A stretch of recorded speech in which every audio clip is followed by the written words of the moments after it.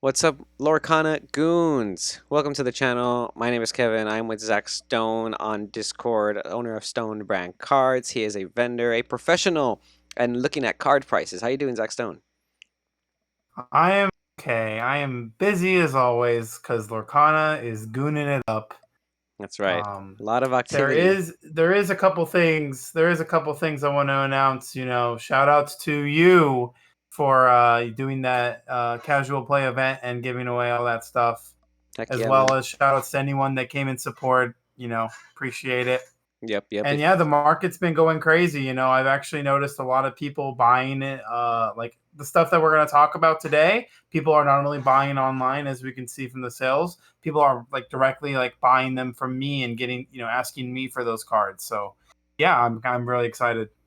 Awesome, awesome. Let's go ahead and get into it with our first set of pre-orders that you should not buy. As a friendly reminder, do not buy these pre-orders, guys. $60 for a starter deck is nowhere near the price of even what it's going to be when people are selling it for more than MSRP. And Lorcana already announced on Twitter or on Discord, I believe, that some of the cards from Chapter 1 will be available in Chapter 2 starter decks. So this isn't even going to be 16 brand new cards. So there's no reason for you guys to be paying pre-order prices like this, and definitely don't pay pre-order prices for singles like Bell. This should not be a $90 legendary. I don't even think we have a current $90 legendary, and this Bell is cool and all, but let's face it, like how many times do you let your opponent draw off of Mad Hatter? How many times do you get to draw off of Mad Hatter? This card is going to get smashed. JK. No, but this card is going to get hit with AoE. It is a good card, but it's never going to warrant a $90 value. You're better off putting those $90 towards a box when Chapter 2 comes out,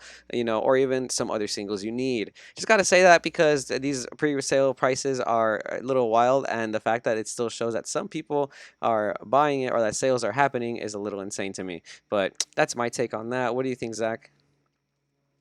Yeah, these pre-orders are more like, I would say, just like a they're really there just to get the people that are actually going to make those purchases. And I hate to say it, man, but I feel like those are only there for suckers. And those prices are available for suckers to buy. And a lot of people tend to have a level head when it comes to like paying for like pre-order estimates. A lot of people know the TCG player usually isn't the best route for pre-orders, but not everyone's educated, and we're doing our part. So please do not buy these pre-orders. They are tremendously high. Hmm. I don't think pre-orders for singles is even the best option as a consumer, because you are going to see these prices drop of dramatically less than what you paid for them. Yeah, Unless you're every okay time. with that, I would definitely stay away. Happens every time, except unless you're Elsa, the Enchanted, who refuses to drop under this $800 mark, bro. No, I mean, it did at one point, but now it's all the way back at a steady 800 plus, bro. I did see earlier in the morning there was one listed at 740, and now it was sold today. Let's check that out. So sold Friday, September 29th. Very interesting that it got bought out before we even got to make the video, because now that means every Elsa that's listed is over 800 bucks, and we're getting close to that $1,000 mark again. But it's interesting because the reason I checked it was because of this news that came out that there's going to be the reprints were coming earlier. That's not going to be in quarter 1 anymore for the U.S. The reprints are supposed to be here for the holiday season. So I thought the price of Elsa would fall a little bit, but it doesn't look like it did anything and anything other than just keep it afloat. What do you think? Enchanted rares. For sure, this card is well deserving of its price point just because it's Elsa. And something I gotta like say to new people into trading card space. There's something called the waifu tax, where your waifu s cards, your cards that portray women and have like fantastic artwork to go along with them, there is a tax that you pay for that, and it's honestly just it ends up being like a $500 tax, so it makes sense. Like Yeah. realistically, if this card was not Elsa and if it did the same thing but it was not Elsa, it'd only be like $300. right? Because it Yeah. is a good card, but it's Elsa, so there's literally $500 slap on top of it. Waifu tax, gotta love it. Another high trending enchanted that isn't necessarily taxed that way, but it's still pretty high up there is the enchanted Stitch. Like I mentioned last time, it was bouncing off over like 300, and then it did have all the enchanteds fell again. But this, except for this one kind of was able to keep its price point to like a steady high. It's at a high 200, and then some of them, even like the nearest listings being $300 flat for if it's above like 10,000 sales on TCG Player. Enchanted Stitch, Surfer Stitch in general sees a lot of meta play, so no surprise here. That card is broken, and I do own one, so I don't want to like comment too much on it. I'm not here to Yeah, incentivize myself, but at the same time, I like this card, and I did buy it before it started going up, so it I'm also grateful. it also hurt my feelings if you rub it in because I sold mine for only $200, and now I'm sad because I wish I would have kept it because it's a good card, it's a cool artwork, and it's one of those enchanted. I personally have an enchanted Tinkerbell that I'm keeping because that's my favorite. But if you guys want an enchanted that's a little more affordable, I recommend looking at Aurora. Aurora is under $200, kind of bouncing off that $200 mark, but I think you can find this maybe on OfferUp or someone else for like a little bit cheaper. But I think this is a very undervalued enchanted rare just because it is a princess. I love the artwork on this one. It was actually probably the first enchanted rare revealed, I think, if you know the Lorcana lore. But yeah, this would also have a waifu tax, I think, at some point. I think people are just undervaluing it. Yeah, there's really not a justification to why this one it doesn't have this waifu tax. My opinion is that a lot of people are not a fan of Aurora, Hmm. and if I'm being honest with you, what movie is she from? I'm dead. Sleeping Beauty, bro. But then that's the thing. Yeah, see, see. She's asleep the whole movie, so I understand. But if you don't want the Aurora and you want something that's more affordable, then I recommend maybe looking into the Hades Enchanted. Um, that one I can't find though on my screen, so I'm gonna have to type it in real quick. Hades Enchanted is going to be one of the other options you have. I believe that is the cheapest Enchanted, and on TCG Player, it actually has the most listings out of all the other Enchanted. So it's like the one that's least sought out after right now, you know? And I'm assuming it's because it's a promo card. It's also not necessarily the best card in the meta. And I don't know, do people even like Hades like that? So a lot of people are like into the villain esque, right? And then like Hercules is like a pretty like fan favorite as far as like collectible cards go. I can't wait till they make like an expensive Hercules card because that's going to be like well sought after by collectors. Hmm. My opinion is that the price might need to reflect based on the playability nowadays, right? And that's where we're starting to see other enchanteds kind of drop down a little bit too. Hmm. Hmm. Yeah, I don't really see this card in general used in any decks. So I could see why it's the cheapest enchanted. And if you want it enchanted in your arsenal, this is probably the one for you, right? But we can go ahead and get past that, the enchanted part. Let's go ahead and check out some other single cards that you might need in your deck that are pretty that are going up in price. Captain Hook thinking a happy thought. So the regular non foil rare is obviously like less than $2. But it is going up. But I do want to talk about this cold foil price. This cold foil price jumped up, bro, from like low $2 all the way up to $5 plus. I've been seeing this in a lot of deck lists lately. I think the card is it's okay in my opinion. I don't know if it'll last more than chapter one. But it is a shift hook and it's very popular. So the cold foil price just shot up. Singing 5 cost songs on 3 is pretty strong. Yep, that is definitely the application for it. You shift your hook, and then you can use a whole new world, or you can use some other cards depending on what deck you're playing. I've seen it used in Steel Sapphire deck. So, yeah, if you have any of these foil, that's a pretty good price. If you picked them up foil before, you got in early, so that's a good one. And then let's the next card. Oh, that was the Hades. Oops. The next card is gonna be Cheshire Cat, the uncommon. These used to be at least like $3 each. You were buying them for when the game, especially when the game first came out, they were just a little overpriced to maybe like even $4 each. But now you're starting to see a bunch of listings on TCG Player, even unverified ones that are less than $2. Some verified that are 190 with shipping. So the prices of uncommons like Cheshire Cat, even the commons like Simba, they seem to be going down lately. I think a lot of it is, there's a bunch of cards in the circulation now. There's a bunch of locals. People are opening up their target packs and whatnot.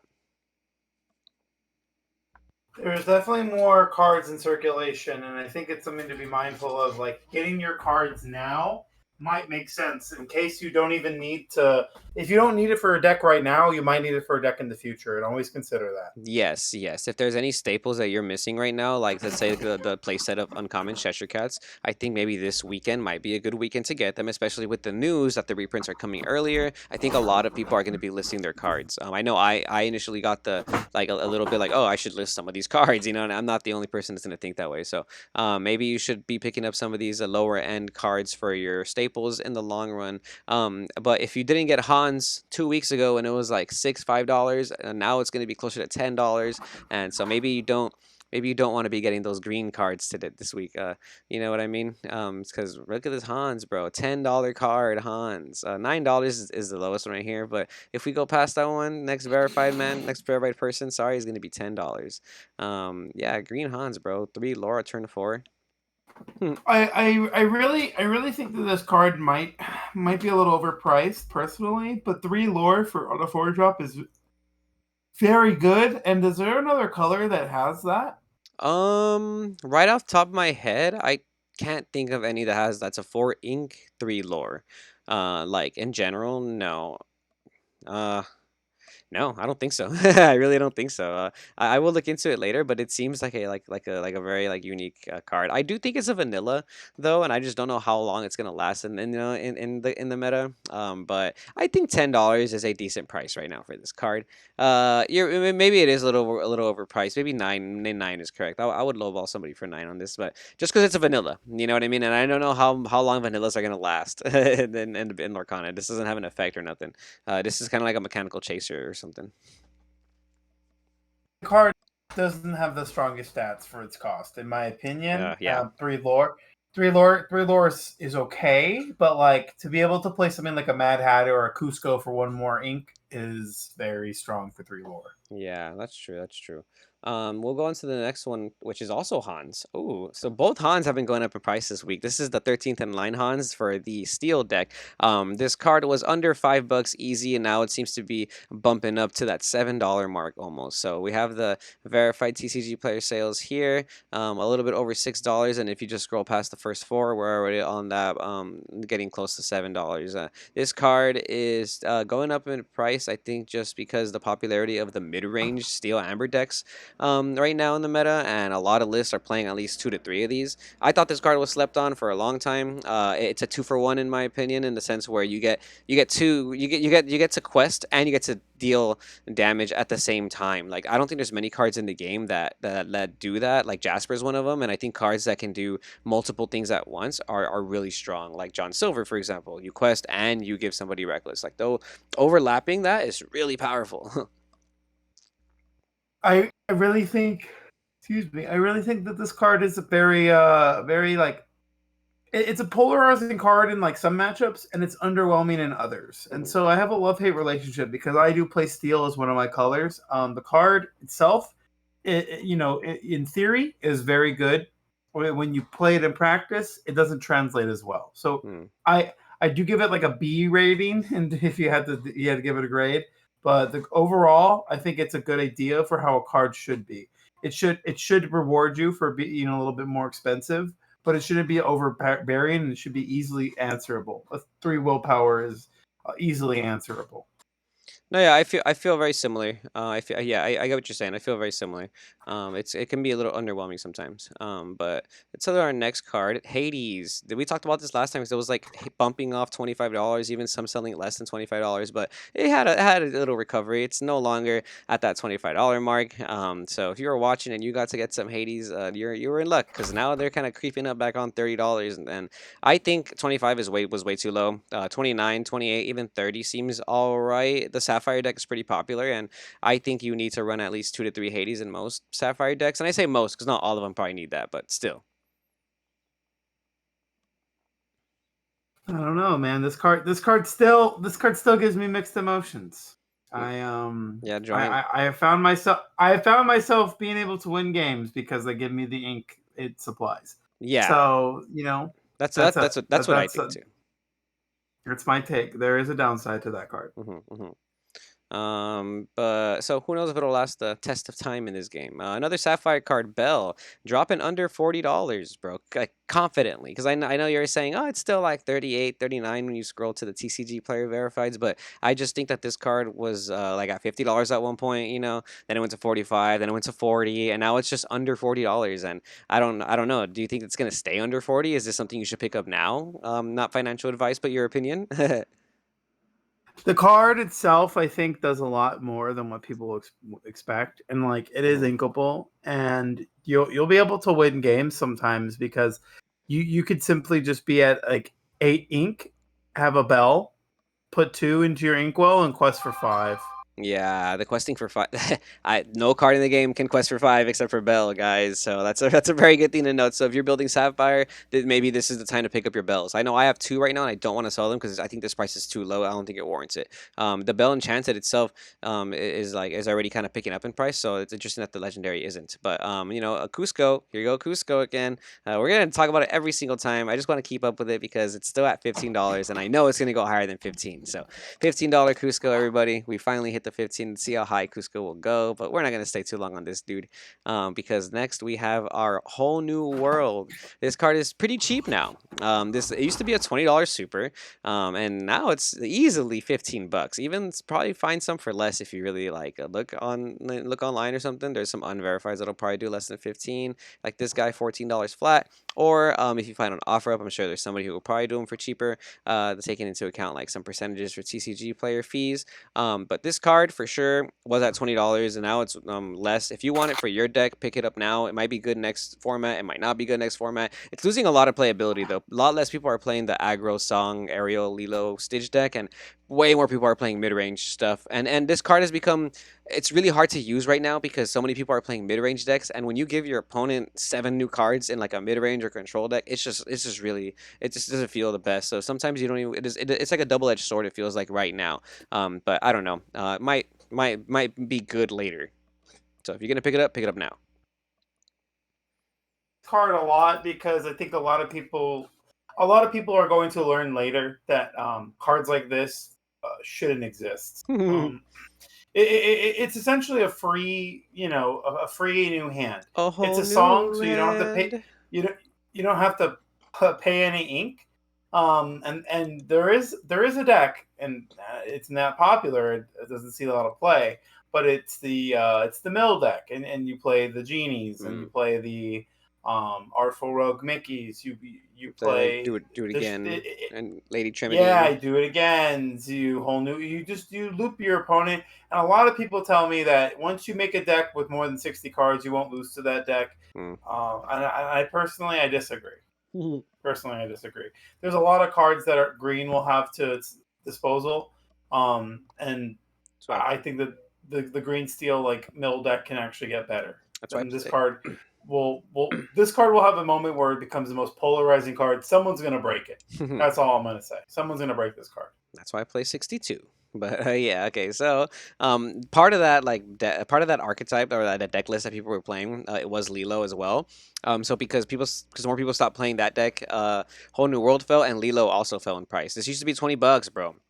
Now look how low it is, and it hasn't stopped really going down. Like it was bumping off 15, and now you're easily finding them for $12. So $12 Lilos, everybody. Your Lilos are now $12. If you were worried about not getting them, then I think right now is a really good time to get them. These are just cards that are just worth getting. I think they're going to be maybe yellow staples in the future for like any yellow aggro deck. I still don't think they're going to be making other colors that are going to have this type of like stats of like 1 ink and 2 lore. So as the game goes on, who knows if Lilo will be worth it, but it's way cheaper than it was before. So if you're trying to play a deck by this weekend, I would pick these up now. Okay. The card itself is just the same thing as the I was gonna say the card itself is just the same thing as the Maleficent biding her time. So I think those cards eventually will like start to reflect a similar price point, and a lot of people are gonna realize that these cards are too powerful if the meta gets to a more control variant. Yeah, yeah. Like the Maleficent bidding, her time is also really low, only at like $6. Some selling for like maybe seven if you're lucky. But yeah, I think this is pretty low. I'm not saying it has the same application as Lilo, but still, you can use this in a lot of decks, and like any aggro deck in the future is probably gonna need this. So again, if you're making the Amethyst version of things, you might need this in your control variant or your aggro variant, and I think it's still ridiculously low. I think both those cards warrant like a $10 price even in the future. Lilo might even be more because it's used in more decks, but other than that, it doesn't seem like anything too like too out of pocket to have them like close to price. And then the last card I want to talk about is my favorite card because it is going up in price a little bit. Is Beast Wolfsbane, and I think this is going up in price because of the new Robin Hood card that was announced in the chapter two information. There's a Robin Hood Steel card that you can't read the full effect, but it deals one damage. Somehow it deals one damage, and it's a two ink. And slowly, like little by little, Beast started like going up in price. More sales were happening for the Beast Wolfsbane, and now they're easily $6. So yeah, nothing too crazy, but they're about $6. They used to be $4. And I just think this card holds a lot of potential. The effect is really good in my opinion. I'm hoping Chapter Two makes this card broken. You can ask Zach. I have a whole page of beasts in my. I have, yeah, and 2 pages of beasts in my binder. I just hope they keep the trend of Beast being a 5 cost 4/4. If any time they make a Beast card, Yeah, that's the trend that I've seen so far. So keep it up. 5 cost 4/4s are simple stats. As long as they have decent effects and they have two lore, I think that Beast can always have like a decent quality of a card. yeah, that's another thing too. You just got me thinking. Because we know for sure there's a new Beast mat coming out. So though I'm assuming there's gonna be, and then we actually got some card art for another Beast card. It might not be Beast, right? But who knows? Maybe they'll give us a Shift Beast or something. Maybe they'll give us something that's like meta defining. You never know. Like so, I'm excited to see what other Beast cards we get in Chapter Two. And then real And quick, there's a lot of new cards, and there's way more surprises that Disney and Ravensburger is going to give us. So you never know. This game's brand new. You got to stay involved, and you got to be up to date. yep, yep. And let's keep up to date on Lorcana Goons. So make sure you guys are like, commenting, and subscribing, and following us on Facebook, Instagram, and Twitter. But one more thing, Zach, I want to get your quick opinion on these D23 promo cards. So I'm on eBay actually, not TCG Player, because eBay is really where it's at for these like collectible promo cards. I don't know why this guy has a picture of a Snickers on his listing. Doesn't really give me a good feedback. But these are the recent sale. These are the recent sold and completed sales. So we have some PSA cards, some PSA 9s that are selling for 12.50, like this Corella. And we have some of the Disney pins selling for like $60, and then a PSA 10 Mickey for 3,200. Yeah, interesting, interesting. Any Yeah, opinions? so these prices are pretty crazy, but I gotta say, man, it's a lot of money just to put away in a collection. So this is very much for a specific kind of market and a specific kind of person.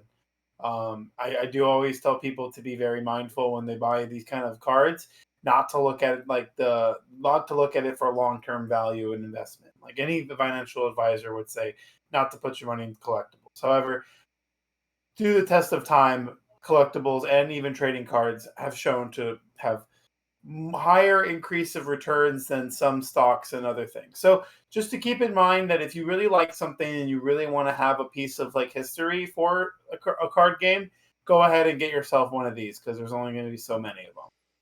Yeah, I'm pretty confident in some of the D23 promos. I think like this one, for example, this hook is D23 and it's a PSA 10 and it only sold for 2,800. Like I think that's kind of low for a PSA 10 when the PSA 10 Elsa has been selling for like 6,000 almost.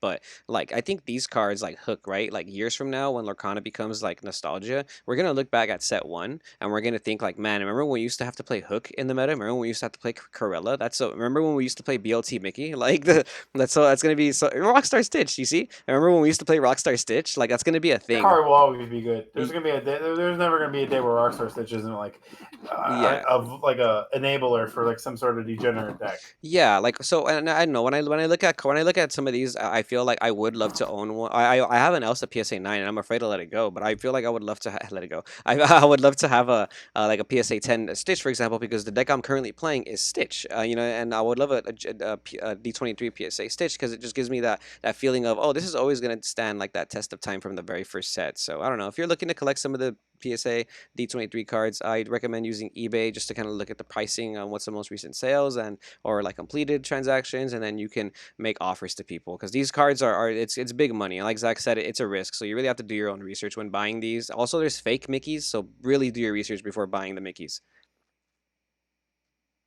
All right, man. Well, hey, this was pretty good. Thank you for having me on. Of course, man. Thank you, Zach Stone, owner of Stone Brand Cards. Thank you for giving us your professional opinion and some feedback. You guys have been watching Lorcana Goons. Make sure you're liked, comment, and subscribed if you're a fellow Lorcana Goon, so you can keep up with all Lorcana stuff that we do here. Appreciate you, and you Goons have a good weekend. This has been Friday's Peace. Evening Market Watch, September 29th.